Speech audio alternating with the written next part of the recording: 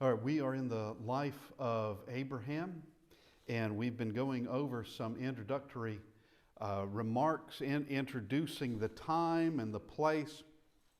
And this morning we just want to look at the importance, just briefly, the importance of Abraham, because he is a significant figure.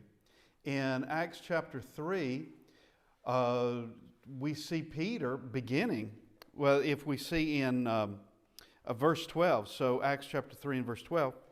So when Peter saw it, he responded to the people, "Men of Israel, why do you marvel at this, or why look so intently at us as though by our own power or godliness we have made this man walk?"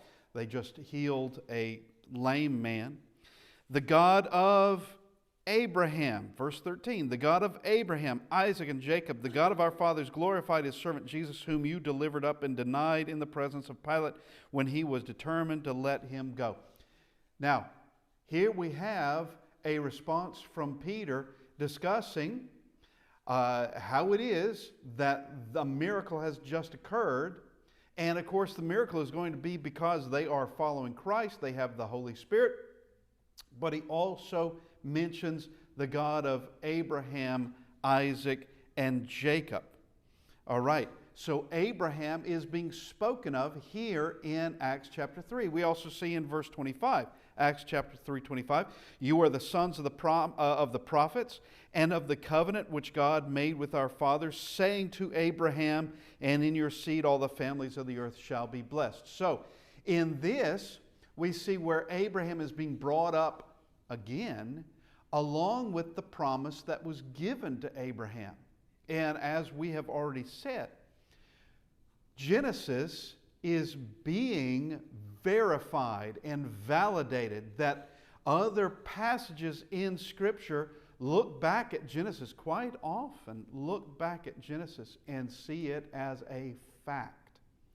Now, we have also in chapter 7 in verse 2, this is Stephen beginning his speech to that group of freedmen, the synagogue of the freedmen. These are Greek-speaking Jews. And he said to them, "Brethren and fathers, listen. The glory of God appeared to our father Abraham when he was in Mesopotamia before he dwelt in Haran."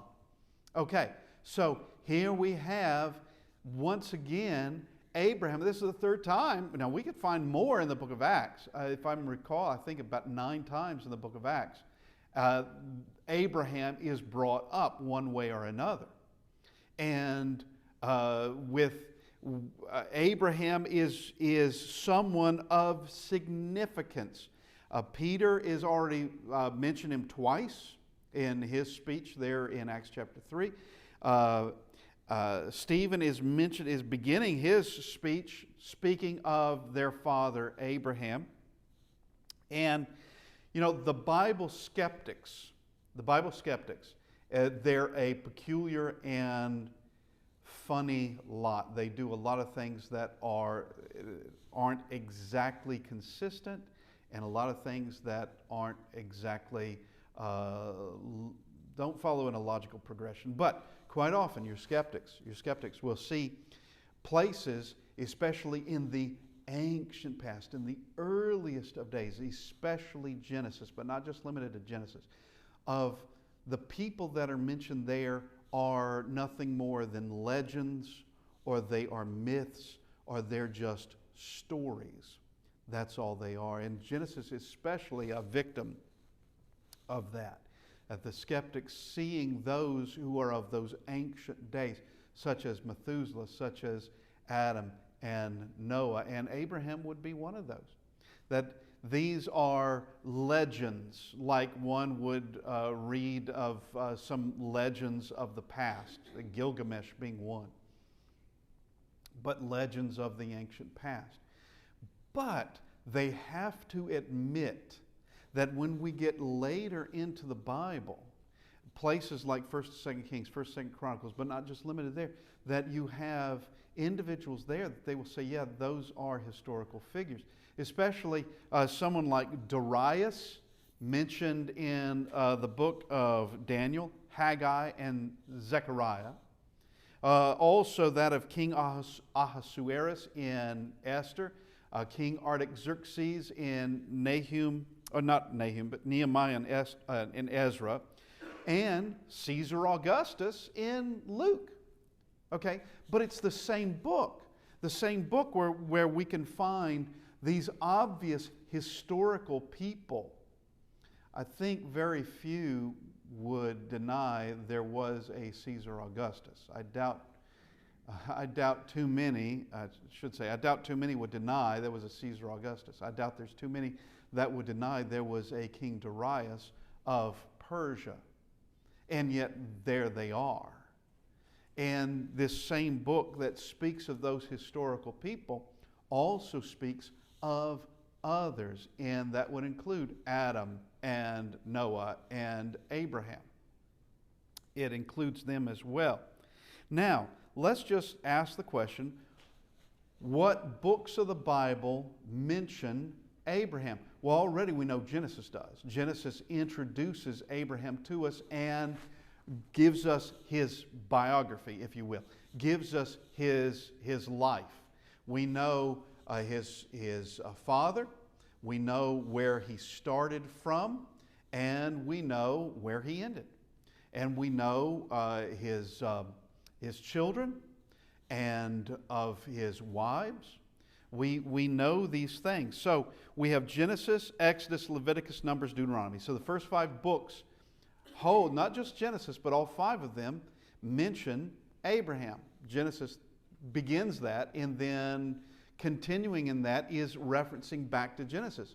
But we also have Joshua, 1st, 2nd Kings, 1st and 2nd Chronicles, Nehemiah, Psalm, Isaiah, Jeremiah, Ezekiel, Micah.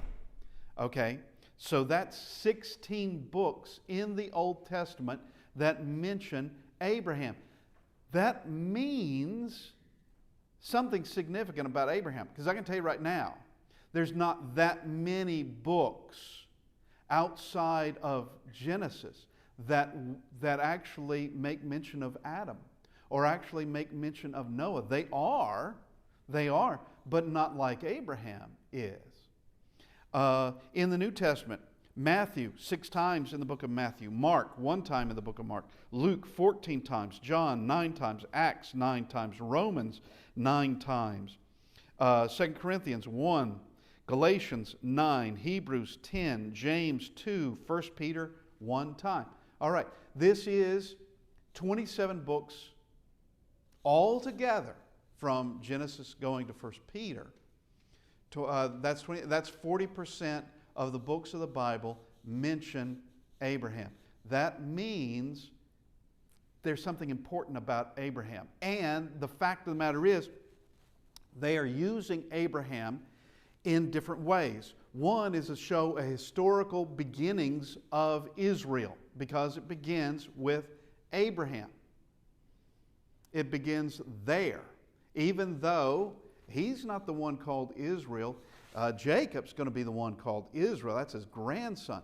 Jacob's going to be called that. But it starts with Abraham, because Abraham is going to be the one first separated.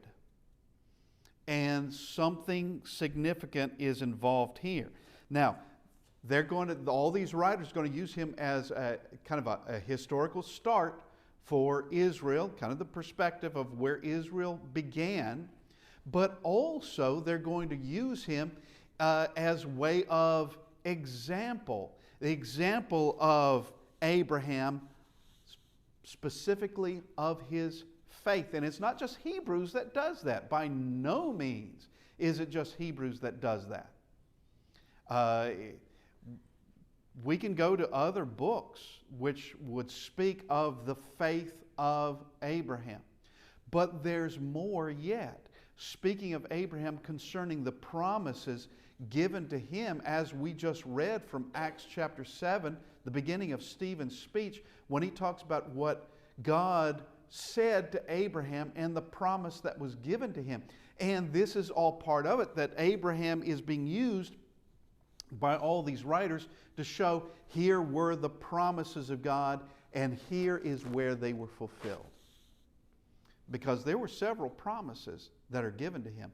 One is that there would be a great nation from him. That there's more than that. His descendants are going to be like the stars in the sky. That you just can't number them. It's not that his descendants are equal to all the stars in the sky. I don't think we can say that. That if we were to know all the number of the stars, then we would know all the children of Abraham. I don't think we can say that. And also like the sand on the sea. All right, the idea is you can't number them. You can't know them all. You cannot just trace them all one by one and know all their names and everything. There's too many of them. There's a lot of them. And with these writings, you have these promises of that nation and all his descendants. Also, that of a land promise, which did come into being fulfilled in the days of Joshua. Joshua said that's precisely what happened. But also, that of all the nations of the earth shall be blessed. In what way? Because of all those descendants? Not all of them, no. But one of them. And that is Jesus of Nazareth, of which all the world would be blessed. Not just Israel, not just local folks, but all the world would be blessed by him. That is an enormous promise, and that was fulfilled in the life of Jesus of Nazareth. Now, if we go to Genesis, let's just go to Genesis, and we will look at the text here, beginning in chapter 11. But because that's where we read it 2 weeks ago, but let's read it again, not the entire chapter, but where we get up into being introduced into Abram, because that is the name he is given, Abram. And the biblical text begins with certain people, of telling us about certain people. All right, some more than others. Some is just a mention. Like someone like Melchizedek, with the life that he had. All right, he's really not mentioned except in a genealogy. That's it. But as the longest lived person in the biblical text, recorded in the biblical text. All right, there's really nothing else written about him. But we start off with Adam and Eve, and really that goes from chapter 1, verse 27, going to chapter 4, verse 1, that of Adam and Eve and the events with them. Now, we do have events concerning Cain that goes from Genesis 4:1 to verse 17. So from verse 1 to verse 17. We have Noah from 5:29 to 9:28. That's a bigger section there, explaining the events in the life of Noah. And there's much more said about him and what he did than really Adam and Eve, or Cain for that matter, or Seth for that matter. As there really isn't a lot said about Seth except he's part of the genealogy. We also have coming down now to Abraham in Genesis 11, and there's going to be a lot more said about Abraham. Now, let's begin. Of course, coming from Abraham, we have Isaac, Jacob, then there the 12 sons of Jacob, and specifically in the book of Genesis, Joseph, and what occurred in the life of Joseph. And there are a lot of lessons in his life. But let's begin. We're going to begin in chapter 11, Genesis chapter 11, and we're going to begin in verse 27. And we're just going to read to verse 32, the end of this chapter, and make some remarks. All right, so chapter 11, Genesis chapter 11, verse 27, this is the genealogy of Terah. Terah begat Abram, Nahor, Haran. Haran begat Lot. And Haran died before his father Terah in his native land of Ur of the Chaldeans.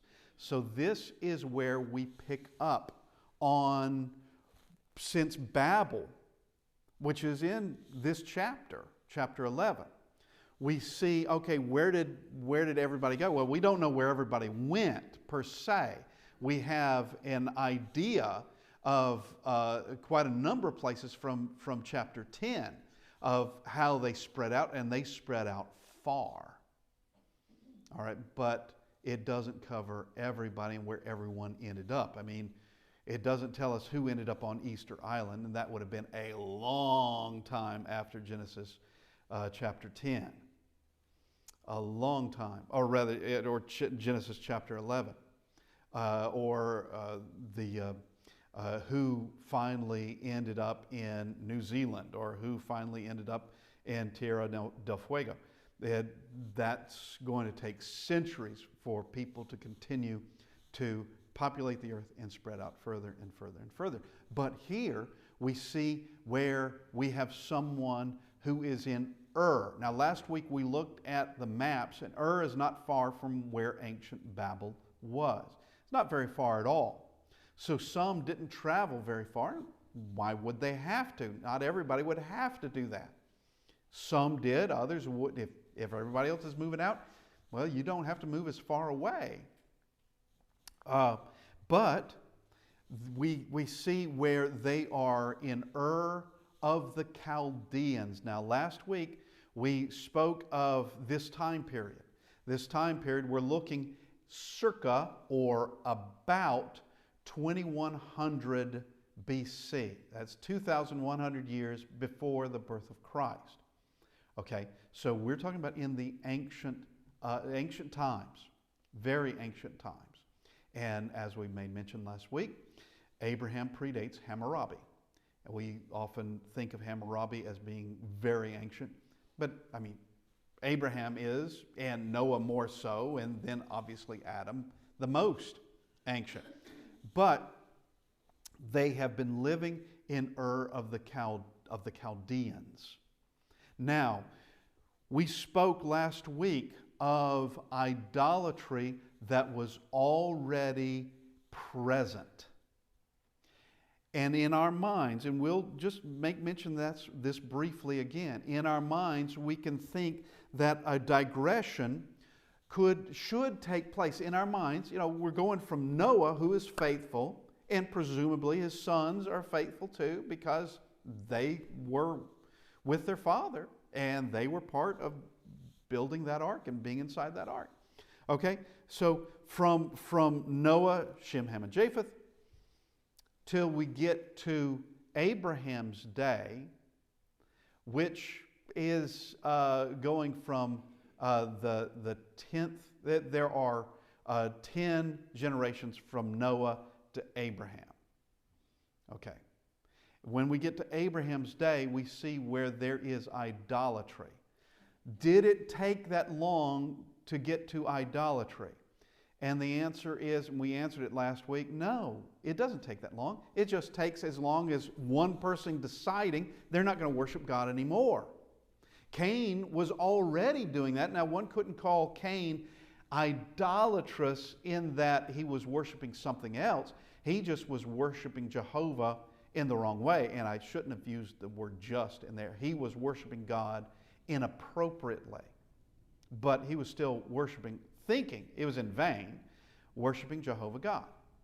But all it takes is one person just deciding, nope, I'm going to make these rocks into my God, or this tree is going to be my God, or this river, or whatever. That's all it takes. And of course, it's going to be according to individual decisions, and this would be passed down to children and influencing others. And when we get to Ur of the Chaldeans, yes, there is idolatry there, and we can know that from archaeological evidence, though the Bible doesn't speak of it directly in this.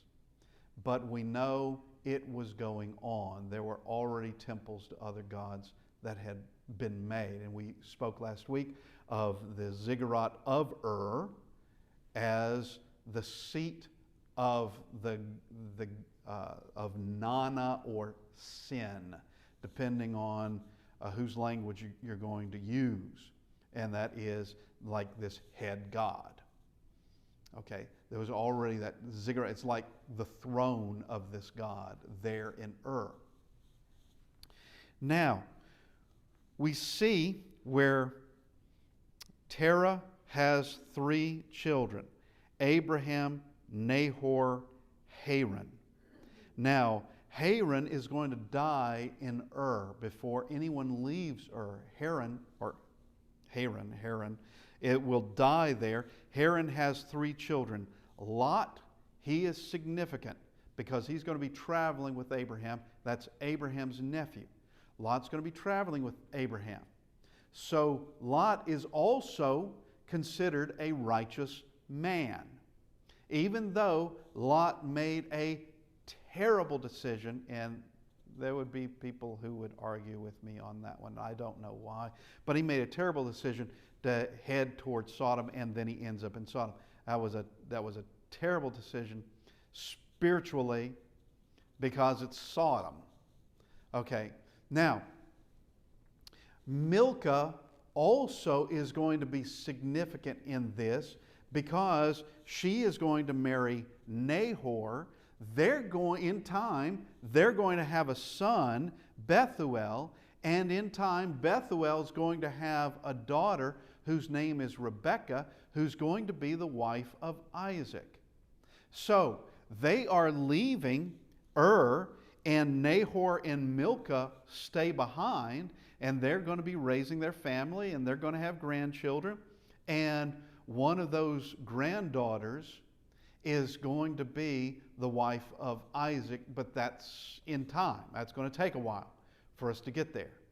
That's going to take a while. But Terah leaves Ur with Abram, Sarai, and Lot, and they go to Haran, and Terah dies there.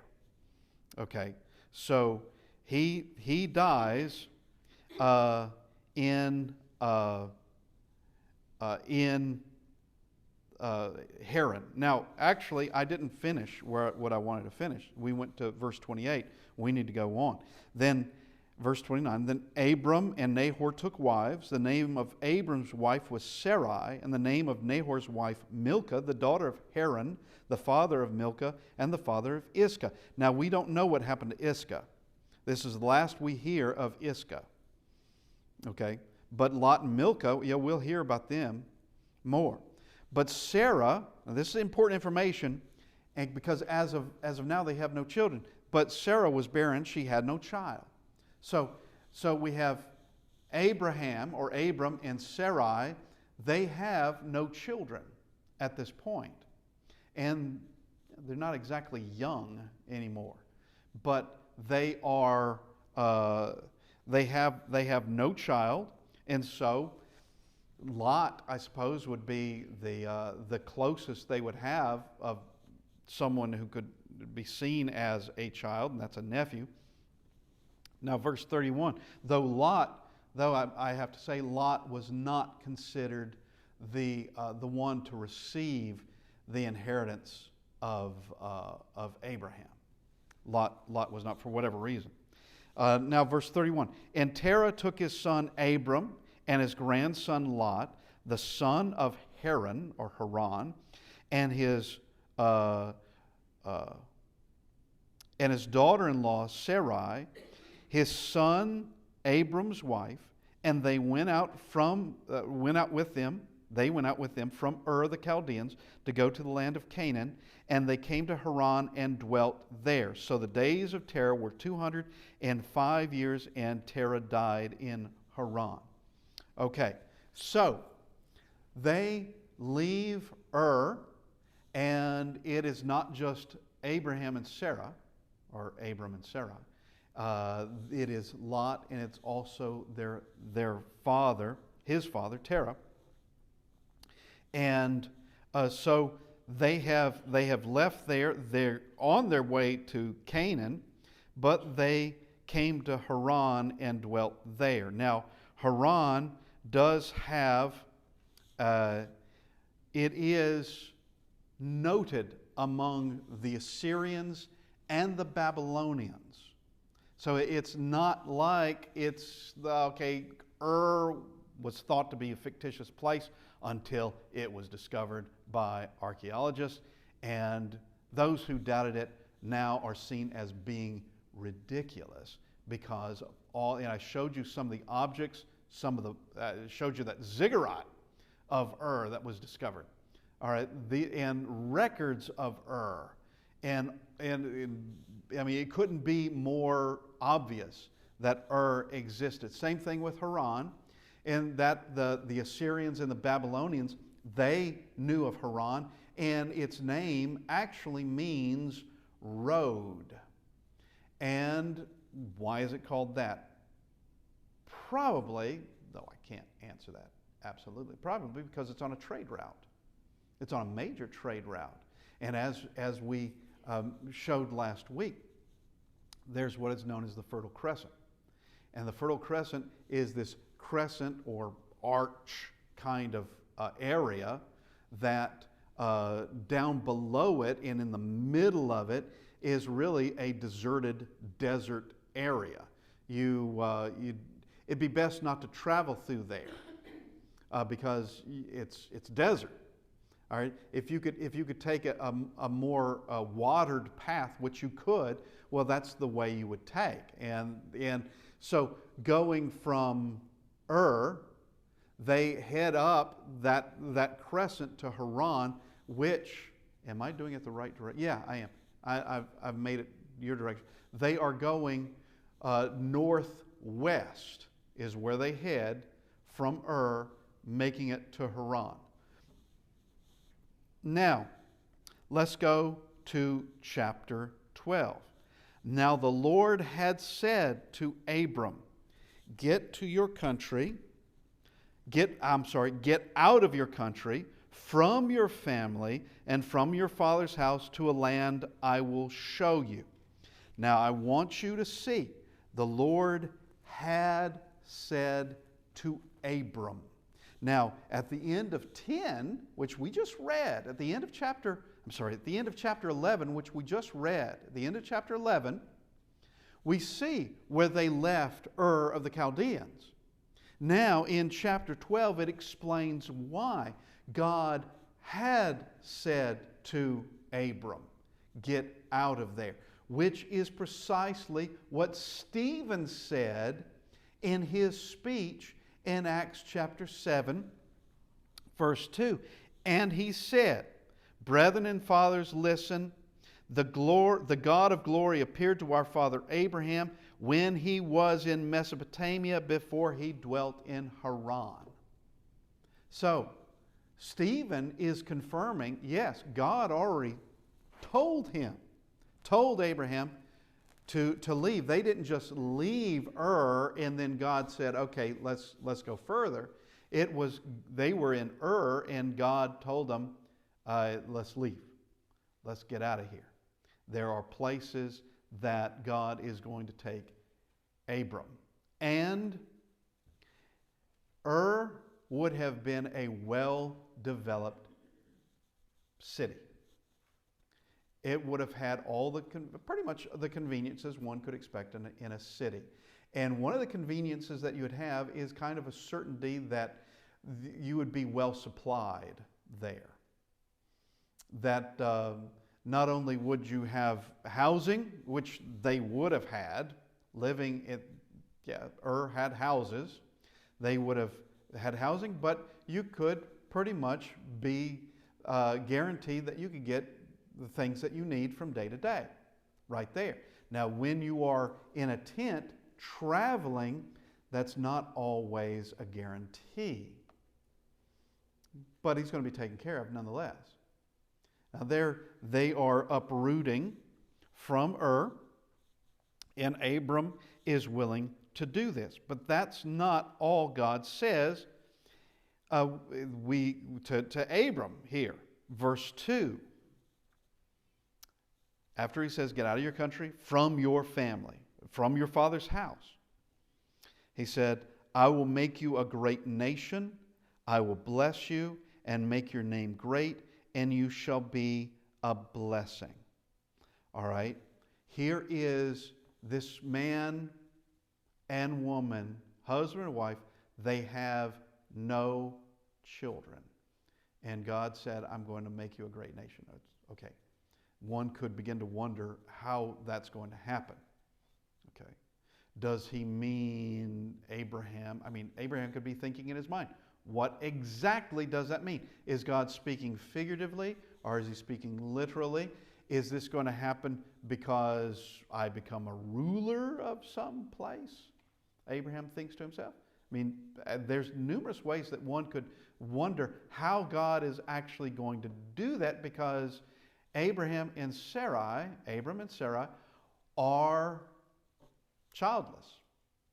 Now, here is this. He says, your name will be great and you shall be a blessing. Well, if your name is great, if that's a promise, did that actually happen? Well, here we are talking about him today. How many times is he mentioned in the entire Bible? I can't tell you that. I didn't go counting that. But as we saw in quite a number of books in the New Testament, some of them mention him 9 times. Somebody, I think Hebrews has him as 10 times. Yep. And all the way through the Old Testament, we have numerous books, 16 of them, mentioning Abraham. So his name is great. And here's one of those things that the Bible, God has made this promise. It's recorded in the Bible, and we can see, well, obviously it came true. Obviously it did. That, yeah, his name is great. It's not as though we're talking about some obscure person that no one has ever heard of.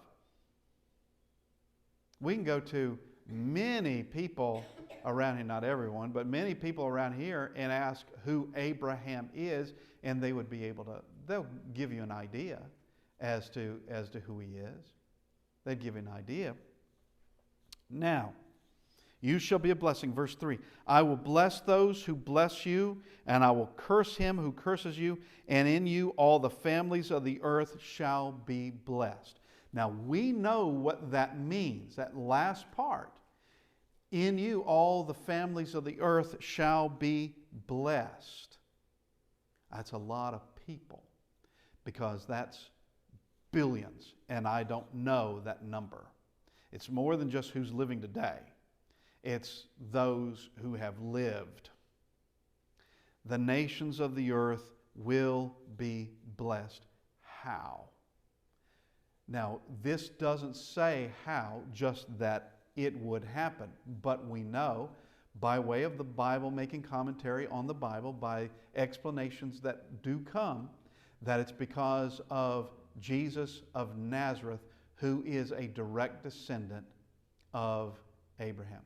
Abraham is being separated for that reason alone.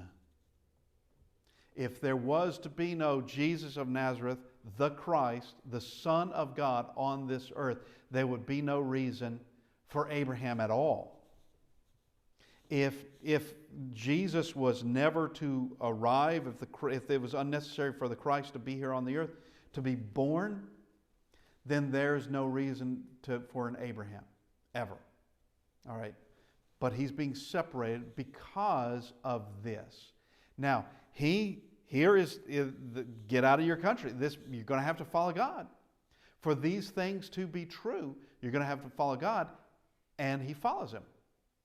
And that is a faith that is there. And it's not a minor thing either, because this faith, as we will see from the book of Hebrews, this faith is one that he sees things, or rather hopes for things he cannot see.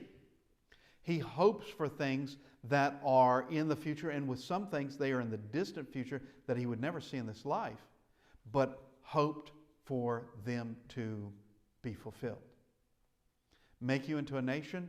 Now, if that's going to be, which it will be, if that's going to be through his descendants, that's not going to happen overnight.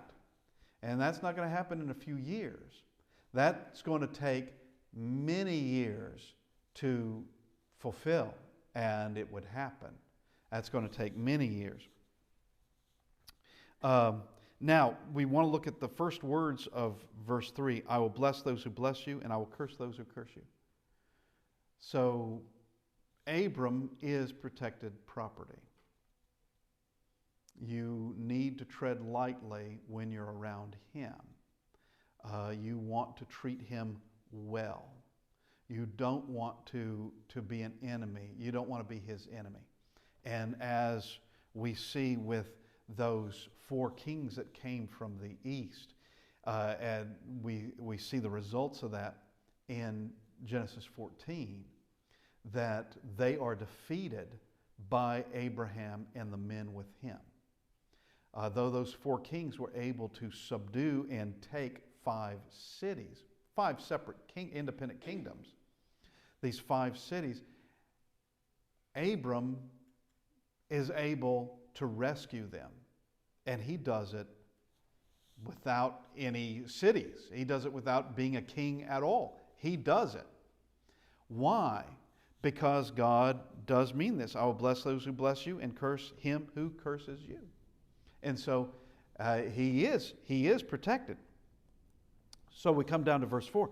So Abram departed as the Lord had spoken to him, and Lot went with him. And Abram was 75 years old when he departed from Haran. So quite often, we will say he was 75 when he left Ur, but really this is telling us he was 75 when he left Haran. So he had already left Ur. God spoke to him earlier, because it says God had said to him, and he leaves Ur. Now it's time, at 75 years old, to leave Haran. Then Abram took Sarai, his wife, and Lot, his brother's son, and all their possessions that they had gathered, and the people whom they had acquired in Haran, and they departed to go to the land of Canaan. So they came to the land of Canaan. So they are being led by God, and God already told them concerning that. If we go to chapter 11, verse 31, it says, from Ur the Chaldees to go to the land of Canaan.